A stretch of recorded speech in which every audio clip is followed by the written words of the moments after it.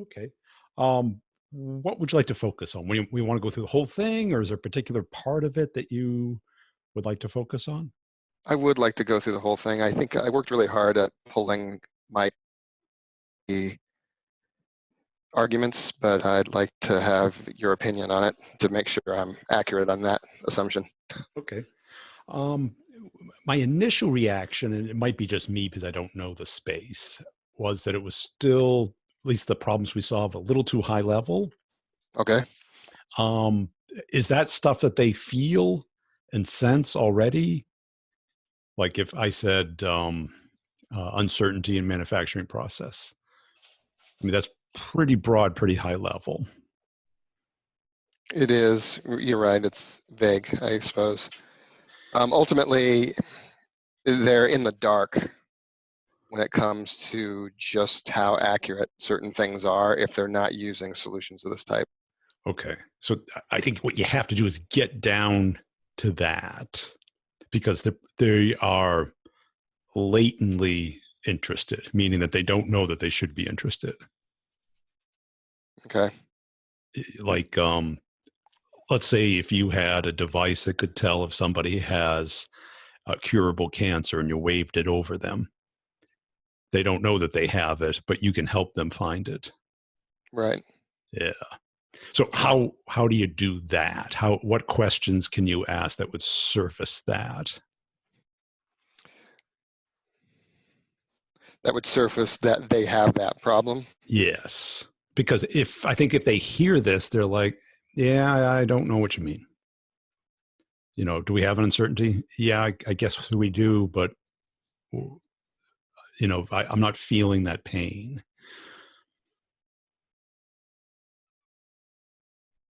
I see what you mean. Uh, if I try to drill it down more, I find myself getting overly specific, and maybe that's a good thing, but I feel like it's too specific. Yeah, I don't think you need to do it to them. I think you need to show them by giving an example of another company Okay. that once you got in and you did what you do, they saw this, which saved them that.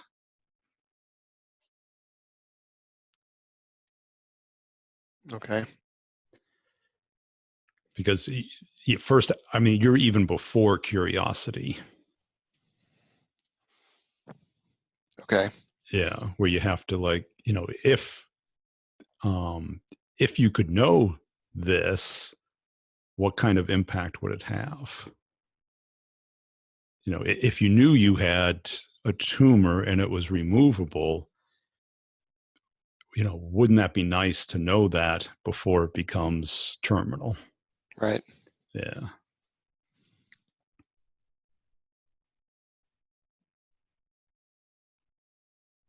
Colonoscopy came to mind, but I don't think that's a good analogy. Yes, perhaps not. Perhaps not. That would be it'd be instrumental in the avoiding pain argument, but Long-term pain, yeah. yeah. Okay. So examples, that's relatively easy to do. Yeah. Okay. Because until you get them to curiosity, they're going to stick you at what you do, but not why I need it. And then you end up educating versus persuading. Okay. And they want to stay at that level. Well, of course, yeah, they want a teacher, yeah.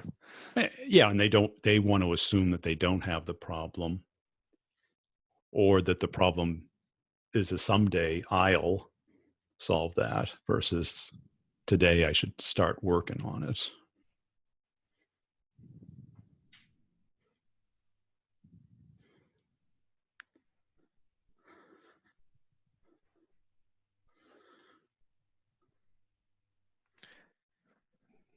I'm thinking, creating dead air. Yeah, that's okay. Because I know this is hard. Yeah. Is that where you get stuck, where people are like, they show or appear interested, but it doesn't go anywhere? Well, I'm in a space where most people are aware that they need solutions. And we are one of many providers of such solutions. Yeah. And so I don't want to be, I've been the guy who just comes in and talks about the products. That's not fun. And it's ineffective. We've talked about it many times. Yeah. And the education about the problem is one thing. The education about the product doesn't really get you anywhere. I think, No, it does not. yeah.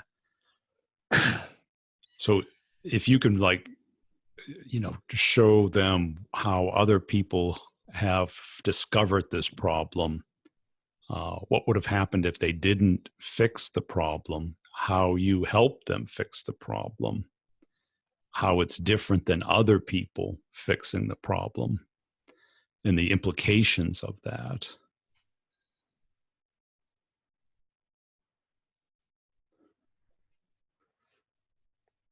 I see what you mean. I think I have a good example too. Yeah.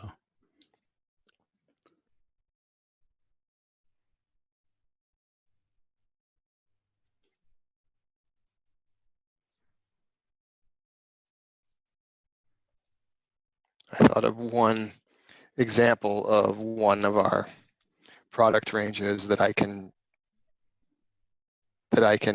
use that analogy without talking about the product. So that might get me started. Yeah. Because until you do that, you're going to be stuck at the kind of the curiosity stage. Like, who are you and what do you do? Mm. And, Well, and you're, you commoditize yourself. yes. And then boom. And then they're like, they naturally are going to think, I don't need this now. Or I already have this, or I already get this I'm from covered. whatever. Yeah. I went to the doctor a year ago. I'm fine. I was I went to the doctor 15 years ago, and I'm sure. Yeah. Right. Yeah. I was okay when I was 7. Yeah. What's changed? Okay.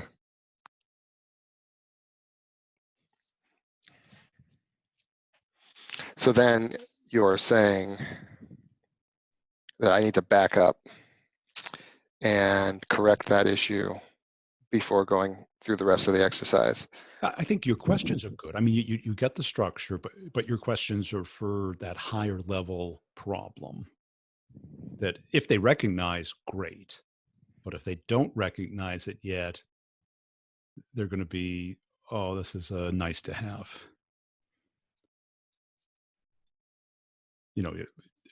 They'll be like teenagers hearing about hip replacements. Yeah. Yeah.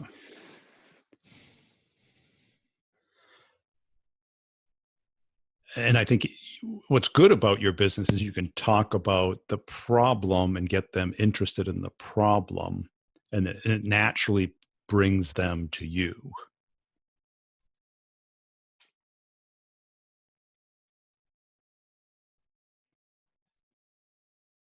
And you can say, oh, yeah, we're not a fit for everybody, but we tend to be really successful in this niche.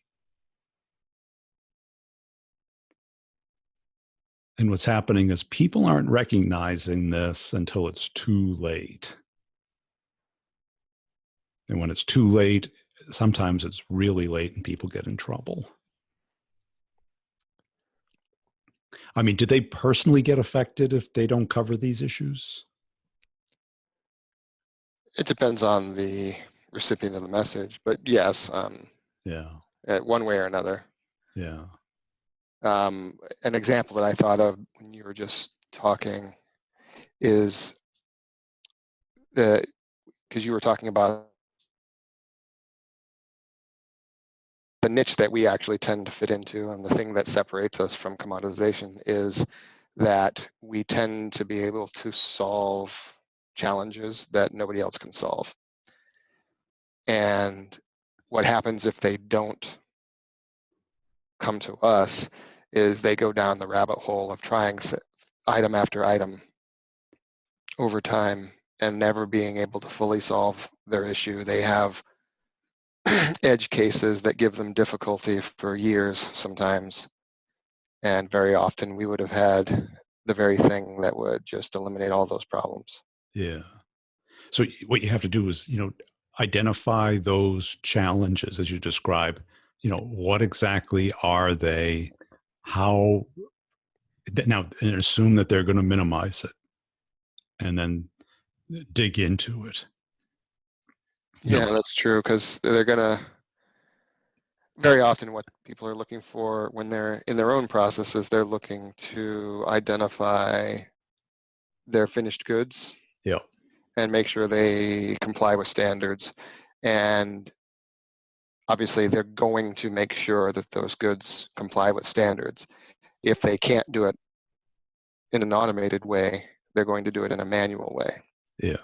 Which is going to result in some being missed, but it also results in increased labor and many different additional expenditures, additional systems.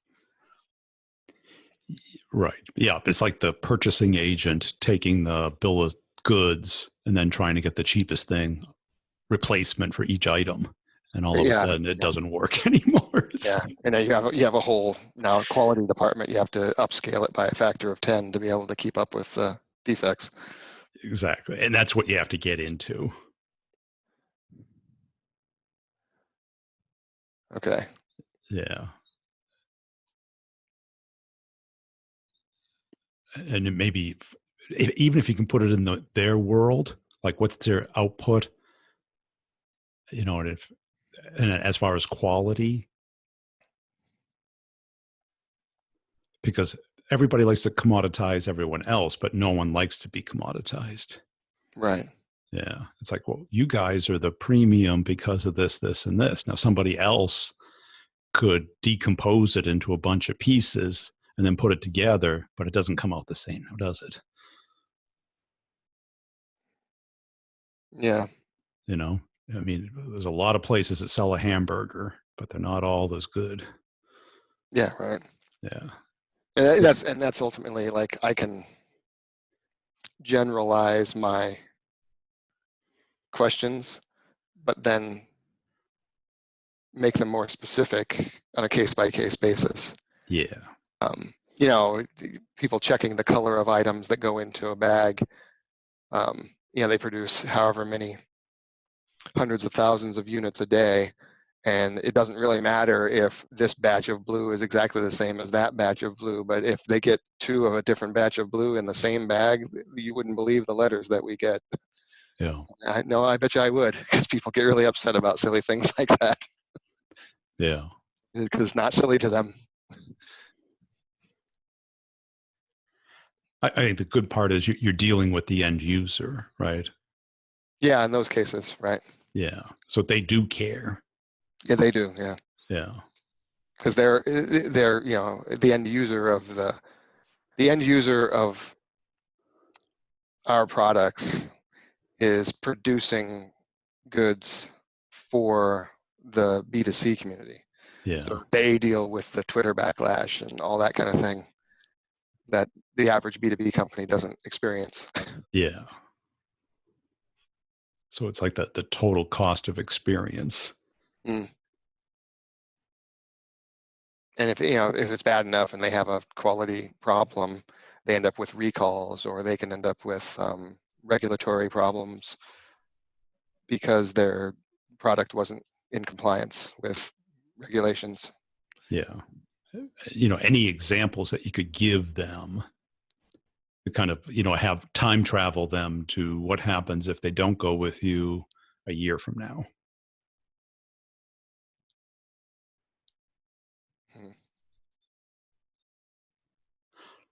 That way they'll kind of get it.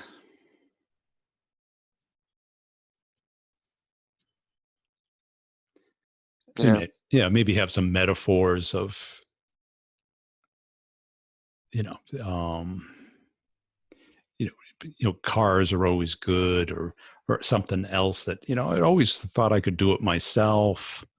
Or, when you buy online, everything looks good until it delivered, and you're like, that's not what I thought it was. Yeah. That's, Well, it's like with an automobile, and it's a perfect example based on the nature of the stuff that we sell, like we talked about it before, is that you didn't think you needed a backup camera on your car until you had one. yeah, And now you would absolutely not deal without it. You have to yeah, have that thing. It's so useful. yeah.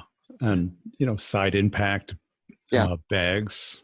The lane drift sensors and things like this that are on your car, Yeah. let you know when you're drifting without turning on your turn signal. That way people start to get it. And it's like, if you don't want it, just at least you know that it was available. Right. And that you consciously decided that you didn't need it versus just not knowing that you could have it. Right. Right. Okay, so I've got some more work to do then. Yeah.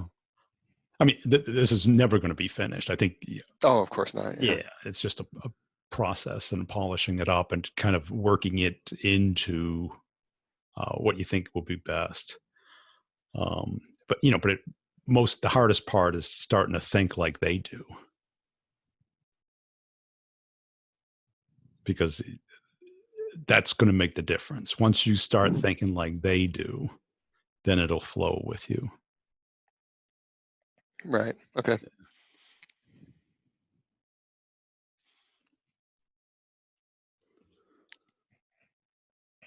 So if you want to run through it again sometime, we can do that if you'd like. Yeah, definitely. I'll do some more work and send it to you again. Okay, Okay, cool. great. Thank you. Thank you. Bye-bye.